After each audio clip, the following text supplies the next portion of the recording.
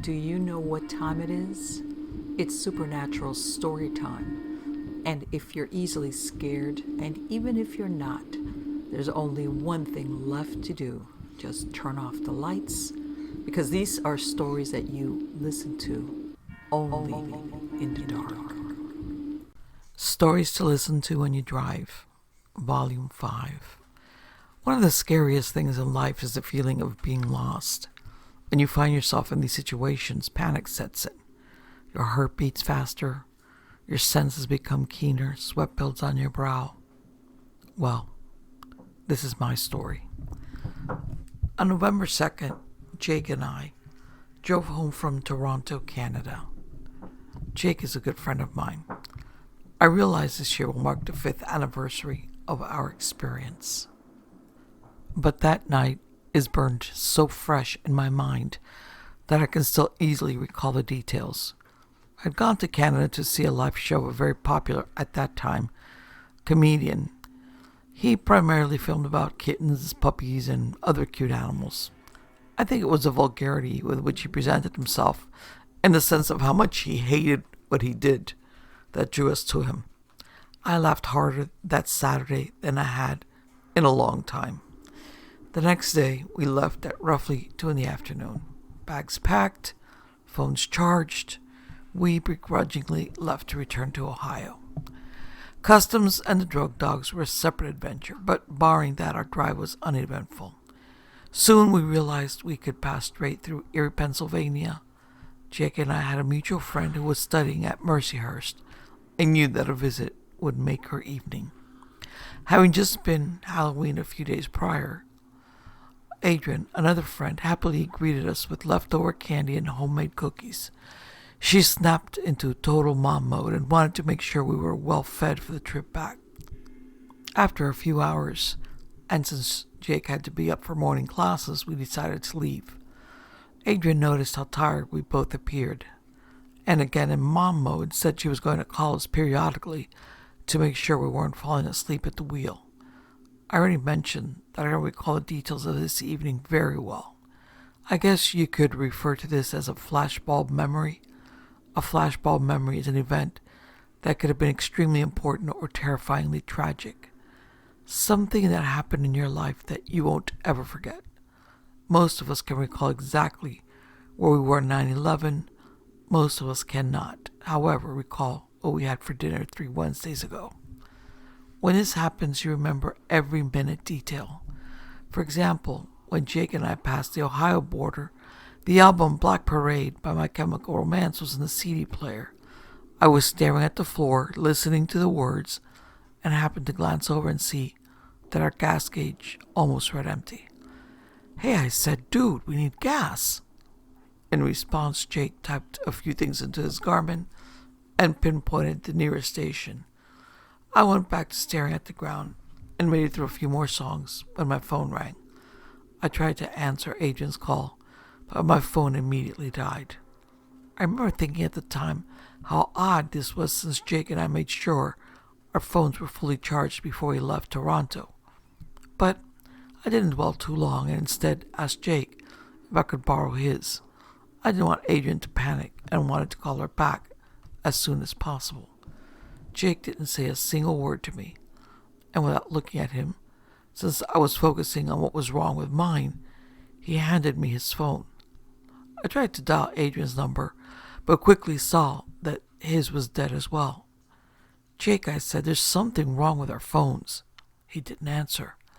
I finally looked at him and saw he was staring straight ahead, ignoring me, trying to see through the darkness. The expression on his face was immediately unnerving and told me that something was wrong. I glanced out of the windshield and saw that we were driving on a dirt backcountry road, a far cry from the freeway we had just been on.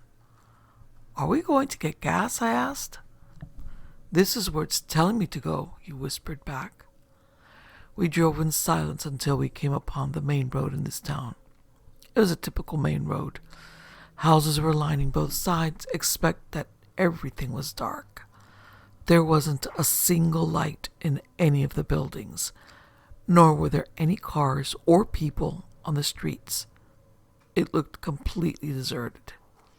It was only 10:30 at night. We passed some businesses in town, grocery stores, McDonald's. All were blackened and closed. I cannot describe the eeriness of this. We drove into the parking lot of our first gas station to find that it also was closed. Figuring we'd count our losses because we desperately needed to refuel, Jake searched the Garmin for the second closest one. Near to us was a Marathon. Being a name brand gas station, we assumed it would be open, and so we drove in that direction. We ended up yet again on another dirt backcountry road, one that I specifically remember was called Gore. At the end of this road, the Garmin instructed us to turn right. As we did, our headlights flashed the length of a rather large cemetery. Driving past, we noticed that in the far corner was an old man with shaggy hair. We would later jokingly refer to him as Evil Dead Santa. This man, the first that we had seen since entering the town, was working hard. At 10:30 at night, in the furthest corner of the cemetery, illuminated by our headlights, we saw him digging. We averted our eyes, locked the doors, and continued in silence. Halfway down this road was our Marathon. We rejoiced slightly until yet again we pulled into the parking lot to find that it was closed. Jake was becoming more frantic by this point. Both of our phones were dead, so there wasn't any means of communication. No one knew where we were, and we had no idea how much longer the tank would last. As we sat in the station's parking lot, he turned to me pleadingly. I immediately put an end to his thought process by declaring, "No, I will not go door to door to ask for help." He responded, "We don't have enough gas to get back on the freeway and off at the next town. So what should we do?" I looked at him and honestly couldn't answer. "Would you at least knock on the station's door and see if anyone's in there? It couldn't have closed that long ago." I did so reluctantly. Inside the front window was nothing but darkness, save for a large clock on the wall. It was the kind you see in a schoolroom, the oval ones with brown-black casing around it, except that it was lit in neon green. The hand strangely read that it was 11. I looked back at Jake and asked what time it was. 10:40, he said. I didn't think much about this and assumed the clock was either fast or stuck on this hour. It was, though, our first 11 o'clock reference of the evening. I got back in the car and we continued down the road. At the bottom of a hill, within sight of the cemetery, was an underpass. This was lit in orange. No matter how hard I try, I cannot forget the orange. It happened so quickly. Out of nowhere came a man riding a bicycle, the second person I'd seen in this town. He was riding his bicycle directly in the path of our car. Jake's face didn't register that he'd realized this was happening at all. I only had a second to think. In retrospect, this probably wasn't the best decision I've ever made. You see, I grabbed the wheel from my best friend. His reaction was instantaneous, but I fought to gain control of the vehicle. We spun out of control. I don't remember us stopping. I just remember the look on Jake's face. For the sake of civility, I won't recount the exact words we exchanged after this happened, or even the new words I learned from him that evening. If I clean it up, it's not much of a sentence. But in essence, he looked at me and asked, "Why did you do that?" I was not convinced that during the spin-out, we had hit that gentleman. Jake's screaming brought me back to reality. "You hit that guy on the bike," I yelled, trying to make him see what he had done. "There wasn't any guy. What the hell are you talking about?" Our arguing continued for a while. I've always believed that brothers fight, but at the end of the day, they're still brothers. Jake is family to me. We had never fought like this before, and I pray to whomever listens that we never will again. Eventually, he threw up his hands and said, "So what?" I was flabbergasted. "Say we did hit this guy. What the hell do you want me to do about it? I don't know where a hospital is, And even if I did, we wouldn't have the gas to transport him. I can't call for help. I can't call anyone. What do you want me to do? Again, I honestly couldn't answer. Let's find some gas before we're stranded, and then maybe we'll come back. I hate myself for how I just gave in. I sat next to my best friend and sobbed. We saw the lights of the third gas station before we arrived. I was so grateful that they were open and so grateful to get away from Jake that I jumped out of the car to pay for the gas. But when I did so, even as unbelievably furious as I was, even after I had slammed the door in his face, I stood quite still in that parking lot. Slowly I opened the passenger door and instructed him to get out. Why? He demanded. Just get out of the car. We stood side by side listening to this town. The only sound stimulating our senses was the streetlights changing colors, from green to yellow, from yellow to red. Nothing else could be heard. Please come in with me, I asked feebly. Inside, my nausea began to take hold, so I scanned the racks looking for anything salty to calm my stomach. But something was odd. Everything seemed odd. The snack packages were all wrong. They were expired. And not expired by a day, mind you, but by years. This wasn't the kind of food that would smell as it rotted. There were chips and pops and the like. Ignoring this and ignoring my stomach, I went to the counter. From behind walked an old man with shockingly white hair. He approached me unspeaking. Can we have $20 on pump number 2? I asked nervously. The old man held out his hand for the cash. His fingernails were coated in dirt. I pretended not to notice and handed him the money. Jake left first, but just as I was about to walk outside, the man called to me. Why are you in such a hurry? I stopped in my tracks and started to ramble. We're just passing through. Need to make it home. Friend has class in the morning. But it's almost 11, he chanted. That was our second 11 o'clock reference of the evening. Thanks, I said, knowing full well what time it was. Jake was standing outside, hunched over in front of the gas tank, scanning the streets when I walked to the car. When he finished and sat down beside me, I whispered breathlessly, Can we please go back? He shook his head and said, Yes, and put the car into drive. We returned to the underpass, orange lights blazing overhead. Jake parked, and upon exiting and shutting our doors, asked, Where did I supposedly hit this man? His skepticism wasn't unfounded, since there weren't any marks in the car. Still, I walked him to where I assumed the accident had taken place. There, resting on the ground, was a bent bicycle wheel. It wasn't rusting there recently, but rather had rusted thoroughly and sprouted weeds that twisted through its spokes. Jake took a few steps back when he saw this. Are you ready to leave now? He asked me. Yes, came my reply unhesitatingly. We hurried back to the car. All the doors were locked. Now, I'm not an expert on cars, but I do know that with my mom's van, the second you depress the gas pedal, the doors automatically lock. From what we can figure, Jake's foot must have slightly touched it upon exiting. Had this been my car, I would have smashed out the window. Had this been Jake's car, he would have found me the brick. Sadly, this was a rental and neither of us could have afforded the repairs. What are we going to do now? I have an idea, Jake slowly told me. Okay. You're not going to like it. Okay, I slowly told him back. Look, there's only one guy we've passed in this town who is near enough to help us. Comprehension dawned on us.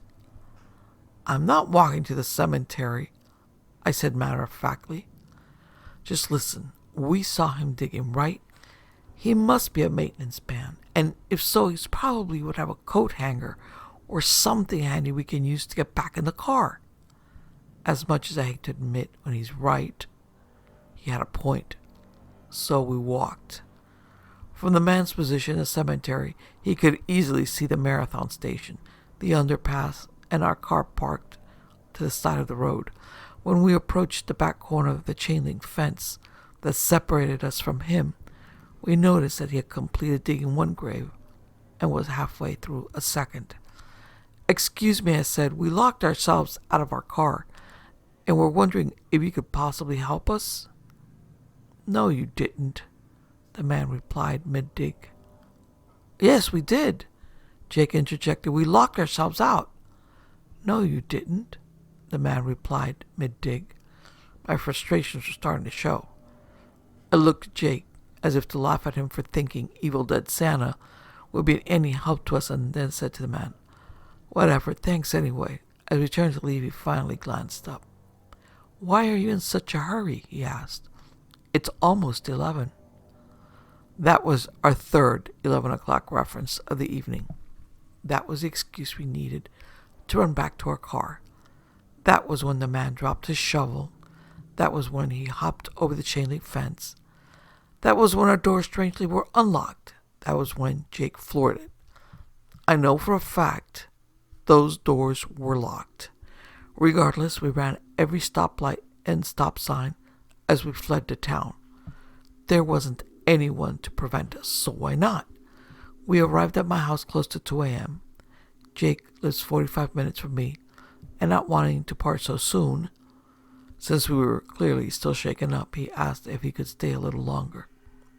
We entered my living room, and that's when we decided to research the town. We spent over an hour on the internet and were able to come up with a few interesting articles. Yes, I remember the name of the town. No, I will not write it here. I don't want anyone to try and retrace our steps, especially after what I'm about to say. I will tell you that the town's name was a bastardization of a Native American phrase, "those who have been gone a long time." This knowledge led us in the direction of the town's historical purpose. Being so close to Lake Erie, it became a habitual walking trail for Native Americans, and slowly, through time, the town was built around it. What we found next still terrifies me. Jake and I discovered that in the 80s, when the town was prosperous, they would host a carnival near the lake every fall. It wasn't a carnival with rides, but rather food vendors and a few games for the kids to play. The town was small and close-knit, and this was a reason for the neighbors to come out and enjoy the company of others. Late one evening in the fall of '85, there was a pair of teenagers that stumbled upon the town. As they sped through the deserted streets, neither paying attention to where they were going, their car hit and killed an elderly gentleman. The man they killed was exceptionally rich and beloved by the town residents. He had single-handedly paid to restore the school, the library, and it was out of his pocket each year that they had the carnival. At the time, he was walking home with little bags of goldfish he had won for his grandson. Everyone knew him. Everyone cared for him. The townspeople heard the accident and came running. When they saw who had been murdered, they became enraged. To make matters worse, according to the article, the teenagers had re-entered their car after checking that he was dead and were attempting to drive away. When you are that upset, when your rage is that insatiable, especially in a large group of people, well, a mob mentality takes over. In this type of instance, you would do things you'd never believe possible, things that would make your skin crawl. When you thought clearly again, things you would never do alone. In their anger, the townfolk dragged the teens from their cars. They beat them as they were brought to the cemetery. They mocked them as their spades cast aside the earth. They spit on them as they were buried alive. The article concluded by stating that this had happened at 11 o'clock. Naturally, the press from this and subsequent arrest was enough to damage the town's reputation. Eventually, people stopped coming. Eventually, people moved away. Eventually, the town died off. Jake and I couldn't, and still can't, wrap our heads around this. I've tried retracing our events many times. I've tried so hard to find a logical explanation or to attribute things to a mere coincidence. I simply can't. We don't know exactly what happened to us that evening or what would have happened had we stayed. But we do know one thing. Someday you'll be out driving, and your fuel gauge will read empty. When this happens, please take our advice and never get off at exit 21. Story number 2. When I was about 4 and just before I started kindergarten, I lived with my gran and my mom on the outskirts of this small one-horse town called Millet. We lived out in the country on a small acreage, and I was an only child. My mom was pregnant with my brother at the time. We were surrounded by trees, and I can't honestly think of a time when I was happier. I loved exploring in the woods and playing with my neighbors' horses and climbing trees. A lot of kids are scared of the forest when it gets dark, but I knew Nordic Place, the area where we lived, like the back of my hand. I wasn't scared of it in the least. I had a great friend named Ashley, who lived just up the road from our place, but she spoke English and I spoke French, so we communicated poorly. However, Ashley was a year older than I was and had already started kindergarten in a French immersion school. We basically talked through hand gestures and simple words like food, when she wanted to know if I was hungry, or sleep when it got late. Nonetheless, we had shared enthusiasm for exploring, and it was always great to plot out new territories with a friend. One day, when we were playing out in the woods, we came across an old barn. It was dilapidated, and the farmhouse on the property had been torn down, or more probably had fallen down years before. It was like our secret hideout. It was amazing. It seemed completely untouched by humans since the day that it had been abandoned. There was not a spot of graffiti like we had seen in some of the houses closer to the town, nor was it boarded up to keep people away. Every day after Ashley would come home from school, we'd go out and play there. I once stole the gray burlap sack my gran used to cover our tomatoes during cold nights to use as a picnic blanket when we ate our snacks in the back of the barn. We left it there, and it became kind of like a ritual. I should actually first explain the layout of the barn. It was a livestock barn. The front of it had a long hallway with stalls for horses and other animals lining both walls.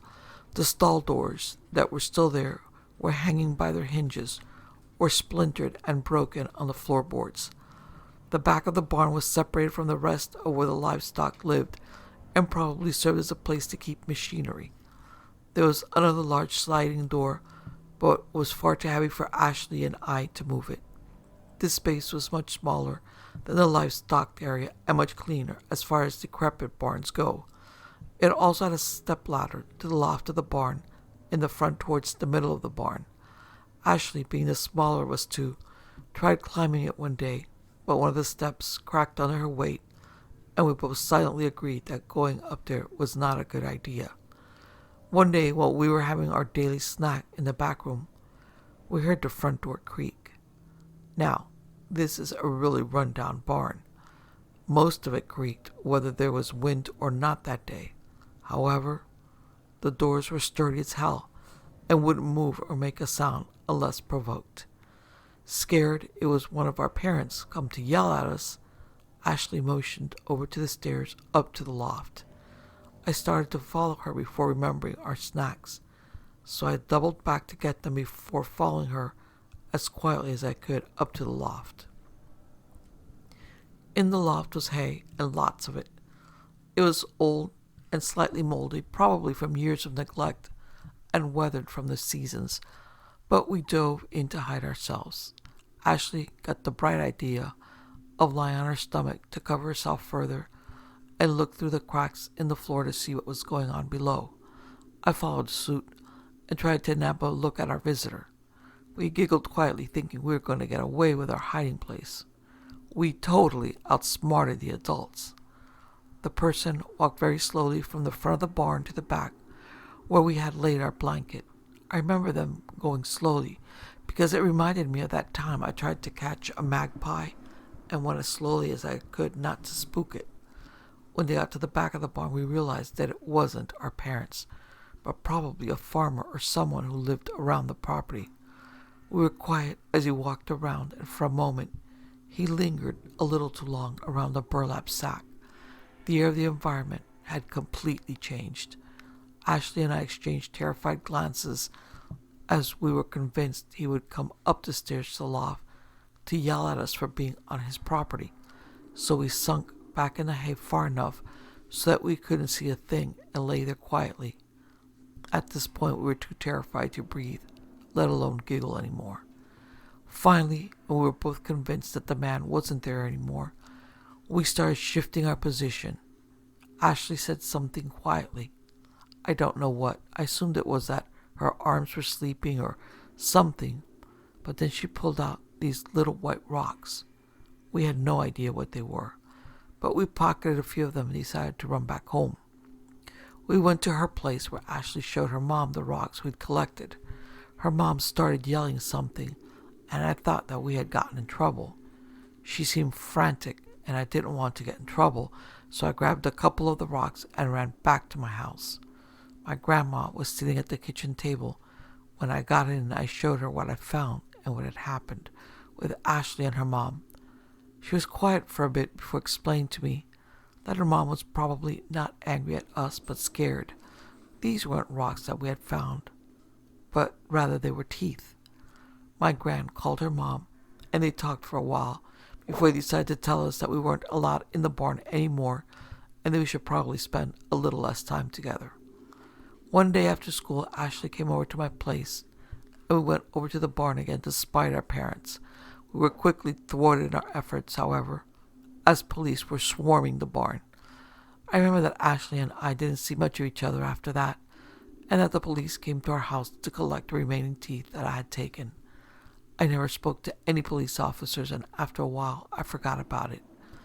About 14 years later, I was 18 and working at the local museum and archives. It wasn't the best job, but it was infinitely interesting. I was given the job of cemetery research, as I gave cemetery tours every Tuesday and Thursday.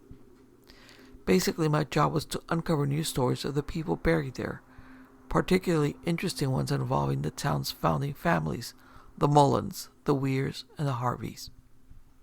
Now, the girl who had worked this job before I did had found a really interesting story about this woman named Mrs. Green, a newly remarried woman who was killed by her husband in a murder-suicide in 1905. I won't go into detail on it because it's rather a long story, but basically in the end, the husband burned down the house after shooting her and before shooting himself. About a year later, another house was built on that property. It was owned by the Mullins. It would be passed down through generations in their family. I actually still have the passwords to the archives and have a picture of the new house and the details on it. After the last owner of the Mullin house died, the house would be left to a relative who didn't live in Millet. Now here's where these two stories connect. The barn that was on the outside of town, the one Ashley and I played in for weeks, was owned by the Weirs. The Weir family and the Mullin family basically became one after generations, and the person that barn now belonged to was also that same distant out-of-town relative. When the Highway 2 was being paved, they wanted it to go straight through Millet. It was a highway that spanned across Alberta from the Yukon to the States. However, the owner of that house, despite him not living in it, refused to let the government tear it down. Despite the money they were offering him, and eventually the highway was actually built around this house. The curve in the highway is still there to this day. I remember the day they tore that house down too. Finally, after years of this house being there, it was being torn down. I remember because I was 7 and my mom was there. She was eager to see the little house that derailed the government being torn down. She promised to take me and my baby brother out for ice cream afterwards. I also remember that there was a man yelling bloody murder to the construction workers. I couldn't see him really well, but he was certainly causing a commotion. My gran told me that he was just a town drunk, and he had been living rent-free in that house for years, being a relative of the man who owned both that property and the farm out in Nordic Place. I also saw Ashley and her mom that day. Just before we went for ice cream, I went to say hello, considering we hadn't seen each other in a while. We talked for a little bit before getting distracted by the drunk man yelling. When people had finally cleared out, the two of us saw him clearly for the first time. Ashley looked at me petrified. I didn't realize why until I looked again, but he was most certainly the man from before, the man from the barn. Fast forward a few years again. Me at the museum, I looked for ages for news clippings and other things surrounding the events from back in the early 90s, and I only managed to find 3. One had said that 2 skeletal bodies had been found in the loft of the Weir barn, the ones that we had found. The other said that the Mullen, the drunk that had been screaming to all hell, was a suspect. The last said that they had found more older skeletal remains in the dirt basement of the house he was living in. I don't know if he was ever convicted or if he went to prison. Believe me, I've looked for these articles, but Millet is a close-knit community who doesn't speak out against their founders and their ancestors. I've looked for Edmonton Journal clippings as well, but nothing that really stands out or sounds like it's relating to this ordeal. I also don't know if the remains found in that house are the ones of more people that were in the Green's house when her husband went insane, or perhaps the victims of the crazed Mullen who lived in that house afterwards. I just know that when I finally told my gran about him almost finding us in that barn that day, she almost fainted and said that a guardian angel must have been watching me and whispered for me to get our snacks, because if he had seen the fresh food out there, he might have come looking for us. And if he was capable of doing the things that we thought he did, what would be 2 more kids on his conscience?